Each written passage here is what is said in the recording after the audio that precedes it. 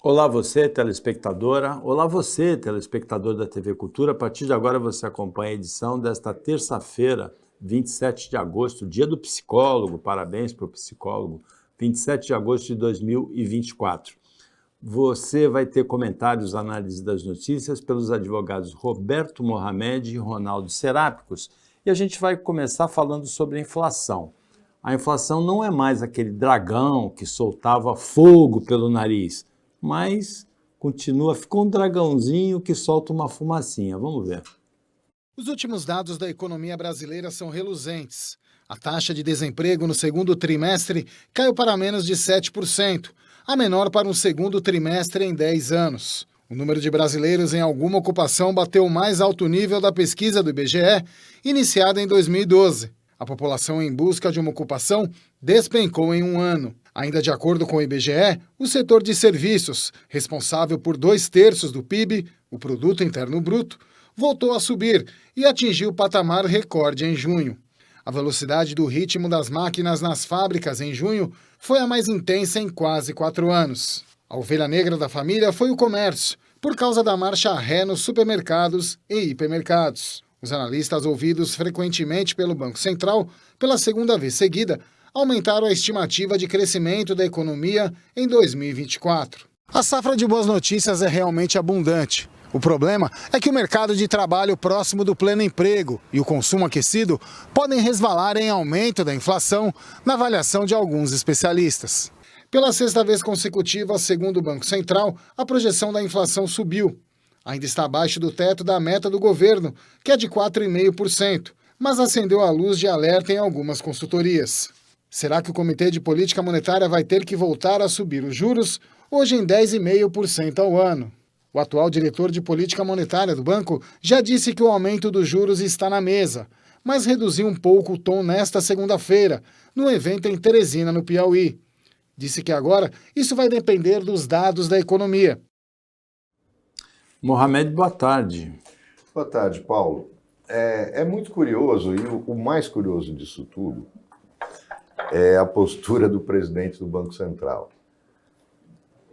A inflação é um fenômeno hoje mundial. Os Estados Unidos estão passando por um processo inflacionário que está provocando muitas discussões na campanha eleitoral.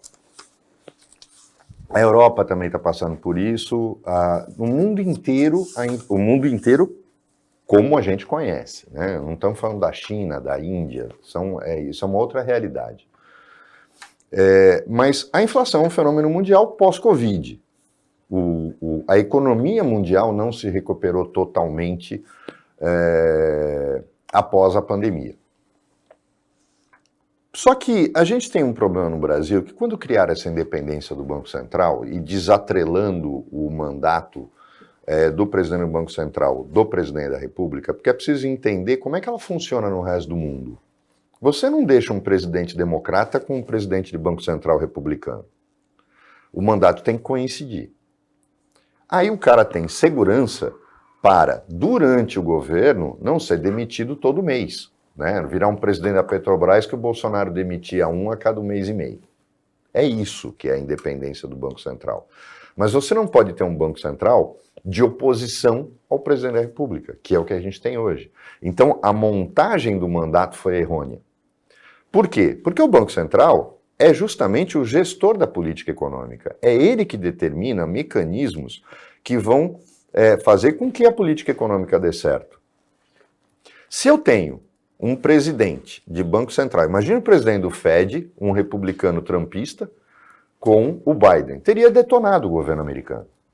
Teria destruído a economia americana. Você não pode fazer isso. Aqui no Brasil, tudo que a gente faz, a parte de uma boa ideia, a gente estraga. O mandato tem que coincidir, ou seja, o Lula tinha que colocar um presidente do Banco Central e aí ele sabe que ele vai ficar 2 anos ou 4 anos, como é o Procurador-Geral da República, mas ele tem que estar ajustado à política econômica. Senão ele faz ele não é contrapeso. Isso não é equilíbrio. O Roberto Campos Neto, o que ele tem feito? Ele falou há um mês atrás que a expectativa dele estava errada e que ele estava repensando de manter ou diminuir os juros. Agora ele já voltou a fazer comentários no sentido de voltar a aumentar os juros. Olha, eu já cansei de dizer aqui, a nossa inflação não é de demanda. Nosso mercado, existem dois tipos de inflação. A inflação de demanda é aquela provocada pelo aquecimento do consumo. Aí você começa a ter falta de mercadoria. A nossa indústria está parada, a nossa indústria está rezando para ter demanda. E não tem. Então você não tem inflação por demanda no Brasil. A nossa inflação é a inflação financeira, aquela que vem da especulação. O maior causador de inflação para nós não é quebra na safra, não é aumento específico de um determinado setor, falta de peça para um outro determinado setor. Não é isso. O nosso problema maior chama-se dólar, que está caindo no mundo inteiro. Mas no Brasil, talvez, e aí a gente, o Renato esteve aqui, o Renato Russo esteve aqui, a gente falou, é o dólar que está se valorizando no Brasil ou é o real que está se desvalorizando? Isso é que tem que ser pensado. E eu não vejo o Banco Central fazer uma política de defesa da moeda efetiva. Por isso que eu não consigo entender. Eu acho que está faltando foco na questão do Banco Central. O problema nosso não é a inflação por demanda. Então ele tem que focar no quê? Na defesa da moeda. Por quê? Nós temos uma economia, e a economia global acontece isso, ancorada no dólar. O dólar aumenta, o dólar dispara, você tem aumento de preços. Ela é muito mais financeira do que por demanda. Ela não é por demanda, inclusive. Quer dizer, eu não vejo o Banco Central fazer o seu papel principal. Quando ele foi criado, em 1967, era para substituir uma superintendência do Banco do Brasil que se chamava Defesa da Moeda. Superintendência de Defesa da Moeda. Do comando, controle da moeda, era SUMOC. Ele não está fazendo o seu papel principal, porque, prestem bem atenção, a função principal do Banco Central não é cuidar dos juros. A função principal do Banco Central é cuidar da moeda. Essa é a função dele, no mundo inteiro. E eu não estou vendo fazer isso. Boa tarde, Ronaldo Serápicos. Boa tarde, Paulo Schiff. Boa tarde, Roberto Mohamed, os telespectadores da Opinião. E é verdade, o sistema, o Roberto colocou bem a questão da demanda, o sistema dos bancos centrais do mundo inteiro, eles têm essa missão principal de defender a moeda e a estabilidade econômica. Então, se você, através de instrumentos financeiros, desequilibra a economia, o Banco Central daquela nação tem que fazer a intervenção. Eventualmente, até no câmbio, a gente vê o Banco Central autorizando compra de moeda ou venda de moeda para fazer o controle do câmbio. Porque realmente existem esses dois tipos de inflação e nenhuma delas é muito boa, mas a inflação de demanda ela é aquela inflação que você resolve com produção.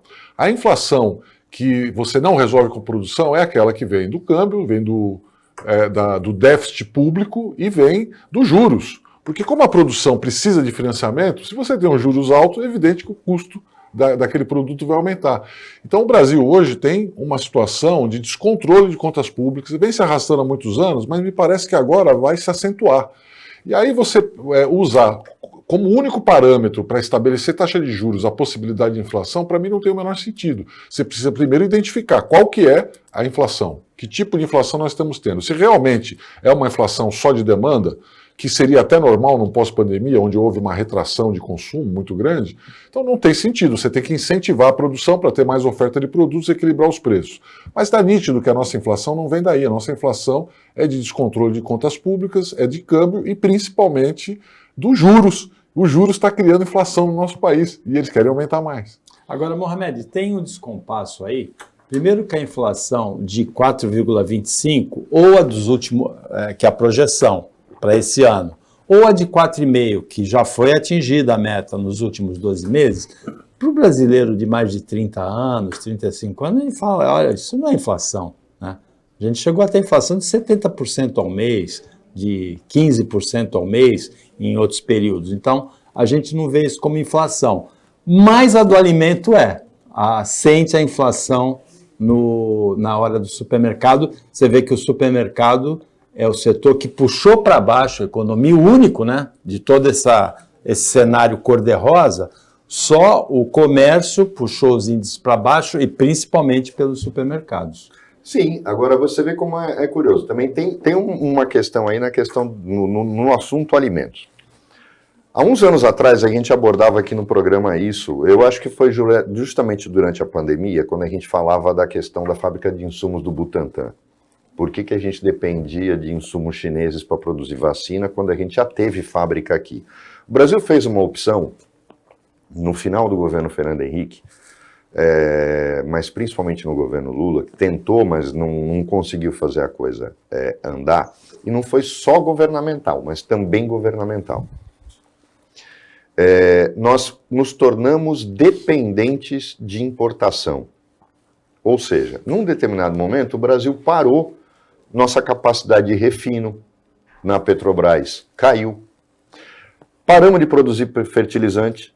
Paulo, quem é da região sabe, a Ultrafert era uma das maiores produtoras de fertilizante do Brasil. A gente passou a fazer o quê? Pensar, é mais barato importar, vamos parar de produzir.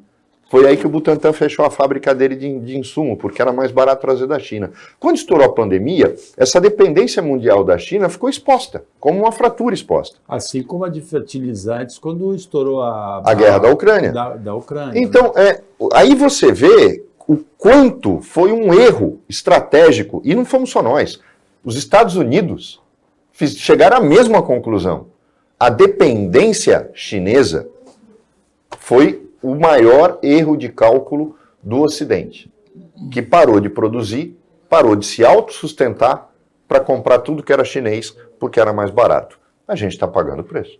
O Opinião Litoral volta depois do intervalo. Fica com a gente, que é bem rapidinho.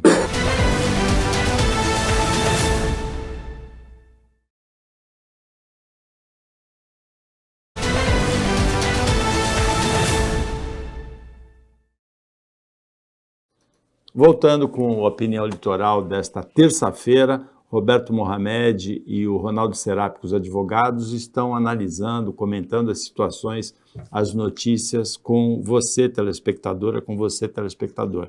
Mohamed, uma dessas situações é o endividamento do brasileiro e o principal credor é o banco. Aí a gente tem que dividir, Paulo, o que são esses bancos, quando a gente fala dos bancos. O Brasil tem um sistema financeiro hoje muito dividido. A gente já falou disso no programa na semana passada. Você tem os grandes bancos, Itaú, Bradesco e Santander, os privados, Caixa Econômica e Banco do Brasil, os dois públicos. Aí você tem num segundo time, dois bancos. É incrível, né? O segundo time é menorzinho, que é o grupo de acesso, que é o Safra e o Mercantil, antigo Mercantil do Brasil, que é um banco mineiro. A partir daí, você tem embaixo os chamados bancos digitais.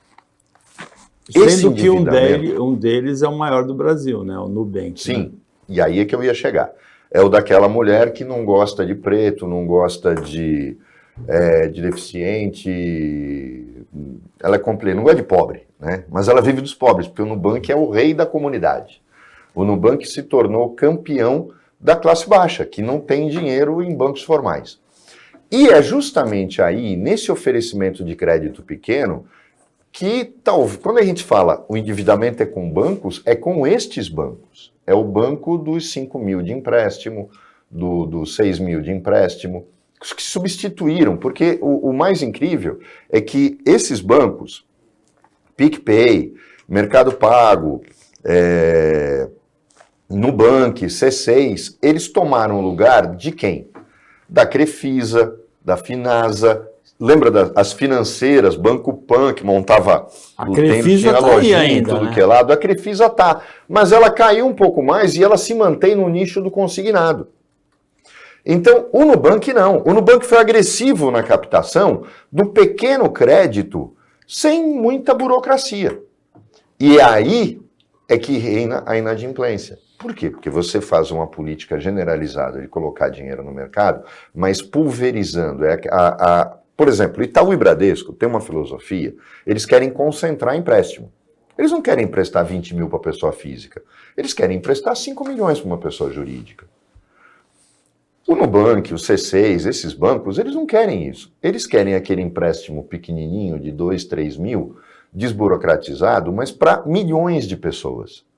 Por quê? Porque você controla a tua receita E como a taxa de juros deles é indecente, eles conseguem ter taxas de juros mais indecentes que o Bradesco, o Santander e o Itaú, então eles conseguem compensar essa inadimplência dentro do seu balanço, mas provocam isso na sociedade. Esse é o grande problema. Muita gente talvez não tenha noção de que num determinado período da vida econômica do Brasil, as Casas Bahia eram muito mais uma financeira do que uma loja. Porque ela ganhava nos juros, o lucro financeiro dela era muito maior do que o lucro operacional. A gente viu o que aconteceu na Americanas, quando a Americanas inverteu o X da questão na Americanas, foi a inversão de uma regra que as Casas Bahia, enquanto era do Klein, seguiu à risca. Ela financiava o consumidor e ela tinha um lucro financeiro alto acima do lucro operacional. As Americanas inverteram a lógica. Se financiaram no banco para manter o lucro operacional. O prejuízo financeiro foi enorme e elas apresentaram aquele rombo. Não é difícil entender como é que as coisas funcionam. Então, essa inadimplência, na verdade, está extremamente ligada a essa concentração do sistema bancário brasileiro e o surgimento desses bancos digitais que tomaram o mercado de forma indiscriminada e sem a menor responsabilidade. Pelo menos é assim que eu vejo o mercado financeiro. Agora, Ronaldo, mesmo com essa situação de autoendividamento, as pesquisas mostram que a confiança do consumidor brasileiro tem tido altas consecutivas. Como é que você explica isso? É questão de psicólogo isso? Não, são coisas diferentes, né? O grau de confiança do consumidor é um aspecto psicológico. Ele não tem uma relação direta com fatos concretos da economia. É o que você sente do que está acontecendo. E depois da pandemia, a gente teve momentos aí que a aparência de recuperação econômica ela é evidente. Então você vê as pessoas na rua, você vê as pessoas consumindo, você vê mais emprego, você vê mais oportunidades, mais produção. Então isso gera um grau de confiança. Mas o que é interessante nessa história é que está havendo também uma mudança de perfil de consumo. E um pouco de receio, embora você tenha confiança no que está acontecendo no mercado, você tem receio da instabilidade que pode ser gerada por reforma tributária, por um governo que eventualmente gaste mais do que ganha, do que arrecada, etc. Então você vê que há uma mudança em busca de imóveis. Hoje a poupança não está tão ligada, a poupança no sentido de guardar de recursos, não está tão ligada aos bancos, está mais ligada ao setor imobiliário. Né? As pessoas estão preferindo ou comprar moeda estrangeira, o dólar, né, que continua valorizado em relação ao real, ou um imóvel. Você guarda lá, é a poupança em tijolo. Então isso é um fenômeno interessante. Na nossa região aqui está acontecendo demais, você vê pessoas tirando dinheiro do banco, principalmente agora com a perspectiva de queda de juros. Não aconteceu ainda em massa, porque isso é um processo paulatino de queda de juros. Agora, a questão do endividamento, Paulo, que o Roberto levantou, é verdade, né? Isso é uma tradição brasileira, não é novidade dos bancos. Eu, pessoalmente, sou um fã dos bancos digitais, acho que é um sistema moderno, eficiente, rápido de você fazer transações bancárias, mas você tem esse outro lado da moeda. O brasileiro não tem educação financeira, o brasileiro não aprendeu nem na escola, nem em casa como lidar com dinheiro, então ele se descontrola no cartão de crédito, ele se descontrola no carnê, como o Roberto lembrou aí, as lojas de varejistas antigamente, você comprava uma geladeira e pagava 2, 3, sem exagero. O cara queria saber qual é o valor da parcela. Então, quanto que é a parcela, moço? R$500. Não, com R$500 eu não consigo pagar. Não, mas eu tenho uma de R$100, só que você vai pagar 3 geladeiras. R$100 eu pago. Ele comprava e pagava as 3 geladeiras. E aí, no final, podia até... Pagava 3, mas só levava uma. Só levava uma quando levava. Eu morei num prédio na época quando levava? Que não tinha vaga para todo mundo. Eram vagas coletivas e não tinha suficiente para todos os apartamentos. Um dia eu cheguei lá, garagem lotada, eu fiquei preocupado. Será que eu vou ficar sem garagem? O zelador falou, não, senhor não se preocupe. Isso aqui é o seguinte, o 13º saiu, o pessoal está comprando o carro financiado. Lá para janeiro, fevereiro, março, vem a busca e apreensão, sobra a vaga. O brasileiro não sabe lidar com dinheiro. O brasileiro dá o passo maior que a perna. Aí ele faz o financiamento de um carro para pagar 2, ao invés de juntar dinheiro para pagar um só, ele faz o financiamento para pagar 2. Em que ano foi essa história aí? Já tem um tempo, a época da inflação. Foi a época do financiamento de 72 parcelas. Isso, né? Acabava antes do carnê. Mas aí é Lula já. Você terminava de pagar... É Lula. Não, foi isso Não, é Lula. 30 anos. O Lula começou... Foi antes do O Lula, quando fez Antes do Plano Real? Não, depois do real. Não. O Lula Foi o Lula, foi o Lula. Isso. No marco da indústria automotiva, quando chegou ele a 100 meses o financiamento. ele chegou e fez essa ampliação, justamente para estimular a indústria para vender. O problema foi o efeito disso a longo prazo. As taxas de juros no Brasil, por exemplo, você comprar em 100 meses nos Estados Unidos é uma coisa. Sim, você tem 10% Japão linear ao barato. ano. Agora, veja bem, esse conceito, você falou do Japão, 2 países que têm um comportamento, uma educação financeira oposta. O Japão baseou seu crescimento na poupança. Perfeito. Só que chegou um momento tão exagerado que o governo pedia, pelo amor de Deus, para o japonês gastar. Gasta um pouquinho. Foi um negócio assim absurdo. Vamos lembrar que o Japão foi a China dos anos 70. Isso. Tá? A China não era o que é, não existia a China como nós a conhecemos hoje. O Japão era a China dos anos 70. E enquanto os Estados Unidos basearam seu crescimento no crédito. Ele foi todo baseado nisso. O americano, ele nasce incentivado a se endividar. Qualquer criança lá já ganha um cartão de crédito e fala, pode gastar. É assim. Você teve por exemplo, o que foi a bolha imobiliária nos Estados Unidos?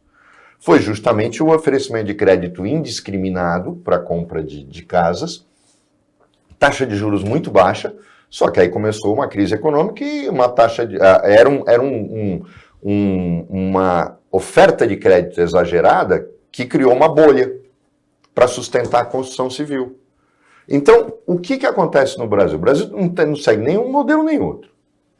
Nós queremos ser os Estados Unidos. Culturalmente colonizados, nós temos essa postura, mas nós não temos a taxa de juros deles, nós não temos a economia deles. Renda per capita, né? Então, o brasileiro faz e essas empresas cresceram absurdamente baseando-se nesse lucro financeiro, porque é aquela história, o cara olhava a prestação, aí comprava um carro em 72 meses, sem pensar que carro não é investimento. Você comprar um apartamento em 120 meses é uma coisa, existe valorização de imóvel, você deixa de pagar aluguel, então é uma outra coisa, mas comprar carro, Paulo, por quê? Porque a cada ano você está perdendo 20% do valor. É só fazer as contas. E aí, as financeiras, elas sempre usavam, eu achava muito engraçado isso. As pessoas não entendiam uma coisa. Não, mas como é que eu estou pagando isso por um carro que vale tanto? Amigo, o banco não lhe vendeu o carro. Quem vendeu foi a loja. O banco lhe emprestou dinheiro. O carro era garantia. Mas nós precisamos fazer alguma coisa com a educação financeira do brasileiro, Roberto, porque hoje se você imagina que educação financeira é coach de internet.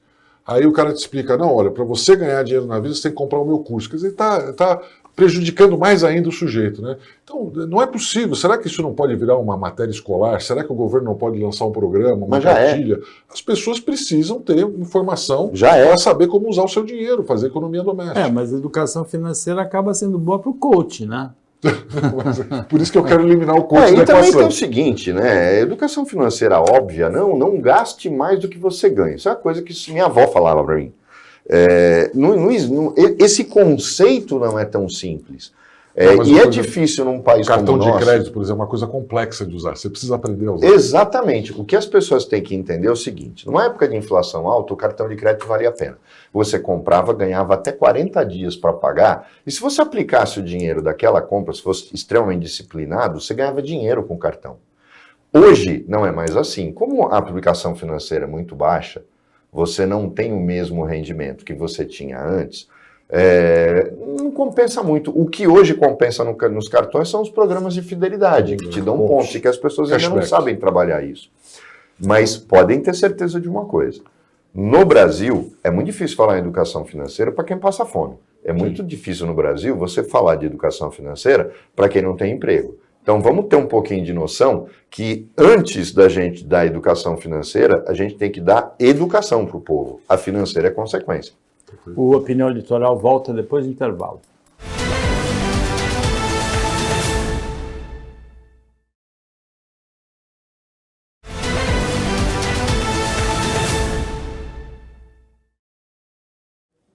Voltando com o Opinião Litoral desta terça-feira, o Ronaldo Serápicos, o Roberto Mohamed analisam as situações com você. Serápicos, você acha que em 2025, nesse novo orçamento, vai chegar no déficit zero? Déficit primário zero? Não, não acredito, Paulo. Não acredito porque é um pilar do atual governo. É a gastança. É gasto público, é gasto na área social, é uma forma que eles encontraram. Faz parte da ideologia, tudo bem, mas eles encontraram uma maneira, e que se mostrou super eficiente, principalmente na eleição da Dilma, de que o assistencialismo gera um retorno político, gera votos. Essa que é a verdade. E todos os políticos gostaram da ideia. Tanto é que não é invenção do PT, você dá bolsa, você dá ajuda financeira para as famílias necessitadas. Eu acho que programas de transferência de renda são excelentes, mas você tem que ter um controle rigoroso e fazer parte de uma política pública para acabar com isso. Você tem que dar o recurso para que a pessoa possa, com as suas próprias pernas, criar sua economia doméstica pessoal e um dia não precisar mais do benefício. O Brasil nunca fez isso.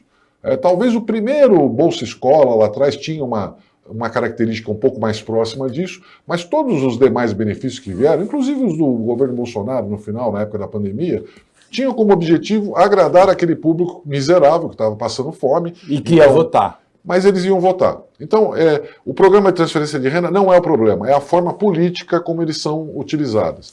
E aí, como este é o pilar de procedimento do atual governo, não acredito em déficit nem em 2025, nem em 2026, nem até o final do governo.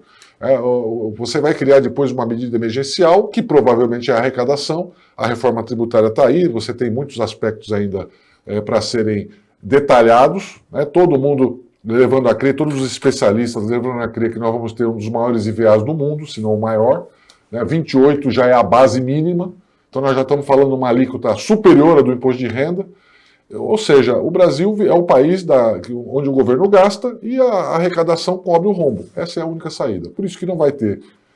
É uma receita keynesiana, né, Mohamed? Aí que está o problema. Não adianta a gente culpar só o Sérgio tocou num ponto agora, que ele falou do governo, o governo é baseado em gastar. O grande problema no Brasil é que a gente tem um Estado suíço que presta serviços de Gana ou nigerianos. A gente tem o judiciário mais caro do mundo. Não sabia disso, Paulo? É o judiciário mais caro do mundo. O juiz brasileiro, o magistrado brasileiro, ele vive no mundo de Bob. Em relação ao produto população, interno bruto, né? É um absurdo. Só que não há a menor intenção de diminuir. Eles não abrem mão de nada. Da mesma forma, o Brasil, em termos orçamentários, quando você olha o orçamento, é uma potência militar. Olhem que bonito. O Brasil, se não me engano, é a décimo maior orçamento militar do mundo. Em números absolutos, eu estou falando. Só que o problema é o seguinte, por que as nossas Forças Armadas são operacionalmente ridículas? Né? Quem não lembra daquele desfile de blindado queimando óleo na porta do Congresso? Aquilo era para dar risada, né? Não era para intimidar ninguém. Porque 65%, de 65% a 70% do orçamento militar é para pagar salário, aposentadoria e pensão. Aí você não tem, é lógico que você não vai ter equipamento. Muita gente pensa que o orçamento é uma coisa... Olha, o governo pode colocar o valor de uma ponte, de um túnel, do Diaba 4 no orçamento à vontade e tal, é só ter... Não, porque ele tem gastos obrigatórios que ele está amarrado. E aí, o Lula, por exemplo, o Haddad, seriam obrigados a mandar para o Congresso algo que seria arquivado imediatamente. Vocês estão olhando o que está acontecendo com as emendas PIX? É só olhar a reação do Congresso com as emendas PIX. Eu caí da cadeira quando eu vi o Kim Kataguiri, naquelas coisas de lacrar. Eu falo sempre dele porque eu acho que é um menino que teria futuro se não pensasse tanto em lacrar. Falando com orgulho da reação do Congresso contra o Supremo. Orgulho? O Congresso está querendo defender a roubalheira, a safadeza, a corrupção, que é o que eles são. A emenda PIX é uma vergonha. O que é emenda Pix hoje? Você manda dinheiro para uma cidade construir uma escola, essa escola jamais... Eu tenho saudade do Maluf. De vez em quando eu tenho saudade do Maluf. Porque é aquela história do rouba mais faz. Outro dia entrei no túnel Ayrton Senna e falei, pô, ele fez. Custou 3. É que nem a TV das Casas Bahia. Custou 3 túneis. Mas fez, saiu 1 pelo menos. A ponte do Mar Pequeno. Dá para construir um túnel submarino Santos Guarujá. Mas a gente ficou só com a ponte, mas pelo menos tem a ponte. Agora o Robin não faz isso? Agora o Robin não faz. O problema é esse. Aí eu tenho saudade do Maluf. Porque agora o Robin não faz. Então, esse tipo de coisa, defender isso não é independência de poderes. Às vezes você chega à conclusão que quem perde a cabeça e fica falando de regime de força e tal, tem a justificativa para falar isso. É uma bobagem? É. Agora, quando é que a gente vai aprender a votar? Quando é que a gente vai aprender a colocar gente, não precisa ser muito, minimamente decente no Congresso Nacional? Porque o cara minimamente decente, no mínimo ele vai pro rouba mais faz. Não vai ficar no rouba e não faz. A gente chegou num ponto de demagogia, a Deus dará. Eu já disse aqui, num país sério, o caso da venda das ações da Sabesp tinha dado cadeia para meia dúzia.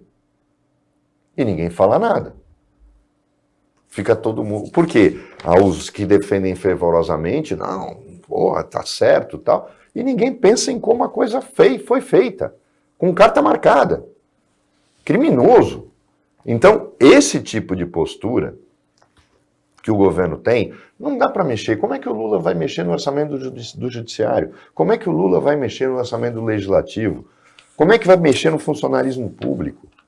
Eu não estou falando do Barnabé. Eu estou falando dessa construção que se fez no Brasil de criar uma elite que ninguém mexe. Vê se os militares aceitam que alguma coisa seja alterada no sistema deles de pensão. Mas a forma de segurar isso, Roberto, é trancar o orçamento. O problema é que assim, quanto você gasta? Ah, eu gasto 10, então eu vou arrecadar 10. Não pode ser assim. Você tem, olha, arrecadei 8, então o orçamento é 8, acabou. Não dá para você fazer orçamento de mentirinha, que é o que nós fazemos todo ano. O judiciário, o legislativo, o executivo, cada um faz as suas previsões. Olha, nós vamos gastar não sei quantos bilhões, se vira para arrecadar. Não pode ser assim. Olha, este é o orçamento. Porque como é que você fala, eu preciso conter folha de pagamento? Como é que eu seguro o salário? Você segura o salário segurando o orçamento. Você fala, olha, não vai ter reajuste esse ano, não acima da inflação. Porque não dá para fazer, porque não tem dinheiro para fazer. Agora, nós vivemos num país em que você cobre rombo cobrando mais imposto. O dia que isso continuar sendo aceito, né, e o Brasil já aceitou tanta barbaridade, nós aceitamos confisco de dinheiro, né, não vai aceitar mais imposto. O brasileiro prefere sonegar do que lutar contra o aumento de impostos. Agora, mas tem um detalhe nesse ponto, gente, que vocês têm que prestar atenção. Prefeituras seguem essa regra que você acabou de falar. Estados seguem essa regra que você acabou de falar. O problema é esse nosso federalismo de Araque. Como a União imprime dinheiro, como a União pode buscar dinheiro no mercado, ela não tem essa limitação, que ela impõe a estados e municípios. O estado e o município, eles têm que... O orçamento deles é baseado na receita. Só o da União é baseado na despesa. É inacreditável.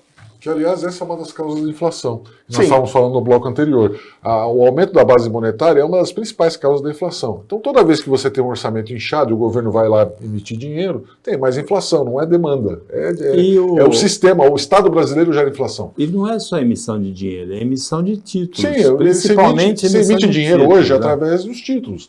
Você põe aí os Tesouro Direto. Não, emite dinheiro também, né? Mas hoje é muito mais fácil você criar dinheiro com títulos do que imprimir nada. O popular déficit primário. Pouca gente entende o que é déficit primário. Daí as pessoas ficam, mas tem déficit secundário? Tem sim. Mas o déficit primário é justamente isso. É quando eu aprovo um orçamento e eu já sei que não vou ter dinheiro para cumpri-lo. Então eu vou ter que cobrir isso como? Ou emitindo título, me endividando ou aumentando a arrecadação de impostos, que vai sufocar a economia. É esse o grande problema. Agora, a gente veja, fica mordendo o rabo.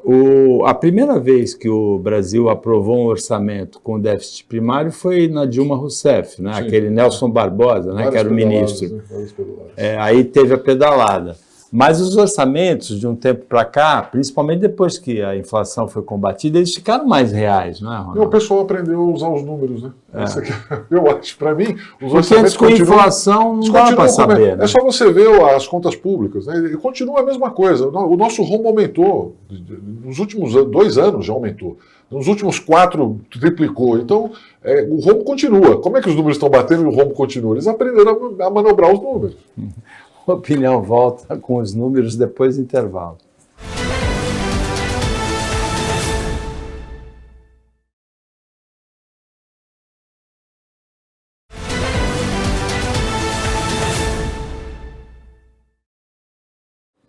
Voltando com a opinião litoral, agora é o último bloco dessa terça-feira em que o Ronaldo Serápicos e o Roberto Mohamed analisam as notícias, as situações com você. E muita gente deve estar surpresa hoje, mas ontem, tanto o presidente Lula, que falou, se eu fosse o Maduro, eu faria novas eleições, como o candidato do PSOL, apoiado pelo PT, à Prefeitura de São Paulo, Guilherme Boulos, que disse assim, agora fica muito evidente que houve fraude na eleição venezuelana. Eles desceram do bonde do Maduro, hein, Mohamed? Então, mas eu tenho uma teoria para isso. Eu não lembro qual novela, se era Vereda... Não era, acho que era Tropicaliente. Era uma novela que era baseada numa republiqueta latino-americana, tinha um general lá. Fora os filmes ridículos que já se fizeram, ridicularizando a figura da República de Bananas, né? Que a nossa ditadura chegou bem perto, mas nunca perdeu o senso de ridículo. O militar brasileiro parece que ele tem um limite para ser ridículo. Não era tão grande. A censura era a única bola fora em que se exagerava. Mas a repressão tal era padrão de ditadura, mas o militar brasileiro não era tão ridículo. Tem o Gabriel Garcia Marques, né, o outono do patriarca, né? Tanto que, Paulo, o militar brasileiro, até o número de medalhas que ele carrega é menor, é mais discreto. Você tem o militar... Bom, basta dizer o número de generais venezuelanos. Mas por que eu estou falando isso? O Maduro perdeu a mão. O Maduro cometeu um erro de cálculo. Pela relação que ele tinha com o Lula, e sabendo que o Brasil quer exercer essa posição e não quer deixar ele deitar no colo da China, ele achou o seguinte, eu vou falar o que eu quiser e o Lula vai acabar me reconhecendo. E ele sabia que o Brasil era o pêndulo que leva todo o resto. Porque a Colômbia, é engraçado, o presidente da Colômbia, o governo da Colômbia estava naquela de dar uma endurecida, porque ele é a maior vítima do governo venezuelano, já teve um confronto armado na fronteira, não é muito tempo atrás, está recebendo a maior parte dos refugiados venezuelanos. Metade, né? E mas o cara está sendo meio frouxo. Só que o Brasil, ele errou a mão, Maduro. Ele errou muito a mão. O Lula está sendo pragmático. Ele vai ser obrigado a não reconhecer o governo Maduro. E a partir daí a coisa vai pegar. Os Estados Unidos e a União Europeia aguardam esta posição do Brasil. Primeiro, ele leva todo mundo, inclusive a Colômbia. Talvez o Brasil não consiga levar o México, mas o voto brasileiro levando a Colômbia junto, e a Colômbia não quer se indispor com o Brasil de jeito nenhum, ele levando a Colômbia junto, ele acaba com aquela questão do voto que faltava para a OEA fazer uma resolução e isolar a Venezuela, de uma forma radical, que é o que os Estados Unidos querem. E, na verdade, tem um jogo aí, mas o Maduro perdeu a mão. Por quê? Inaugurou-se uma nova fase na ditadura, mais ou menos o equivalente ao AI-5 da Venezuela. Eles assumiram que são uma ditadura, aumentaram a repressão, se tornou uma ditadura mais violenta, porque agora não vai mais fazer de conta que é uma democracia, e isso para o Brasil pegou mal. Por quê? Porque o Maduro riu do Lula. Ele falou, você vai aceitar o que eu fizer. E aí ele dançou. Até o Boulos, óbvio, a posição do Boulos, como é a posição do PSOL, vamos pensar que o PSOL e o PCdoB são muito parecidos em algumas coisas. O PCdoB mandava carta de cumprimento para o ditador da Coreia do Norte. A esquerda brasileira ela é meio ridícula, adolescente. É esse o problema. Você vê cara de 60 anos de idade falando coisas que você justifica num garoto de 15 anos. Mas os caras vivem nessa bolha, nesse mundo deles, né? Canto internacional socialista em velório. É uma coisa caricata. A esquerda brasileira é caricata. Como a direita também é, essa é a questão. A direita brasileira também é. Os extremos são caricatos, porque eles perdem a noção de limite, eles perdem o bom senso. Agora, que essa mudança do Boulos é eleitoral, porque não tem justificativa, mas a do Lula é pragmática. O Maduro errou a mão e o Lula vai responder. E eu garanto para você, não vai ter nem Celso Amorim que segure. O Brasil vai tomar uma posição e vai levar todo o resto da OEA e vai deixar o México, que se não... Eu não estou nem falando de Nicarágua, isso aí... Eu não sei porque não invadiram aquela desgraça até agora. Nicarágua, tal. Eu estou falando de país México, que é o último que falta para o Maduro se ferrar completamente. Porque a hora que a OEA, Organização dos Estados Americanos, totalmente fechar em torno dele e dizer acabou, agora aí é ditadura. Porque também não muda muita coisa, né, Paulo? Senão eles tinham invadido a Nicarágua. Porque o que a Nicarágua está fazendo é forçar a barra. Prender padre, expulsar religioso, repressão desmedida num país desse tamanho. Eu já tinha invadido aquela lá. Mas o problema todo é que a gente tem um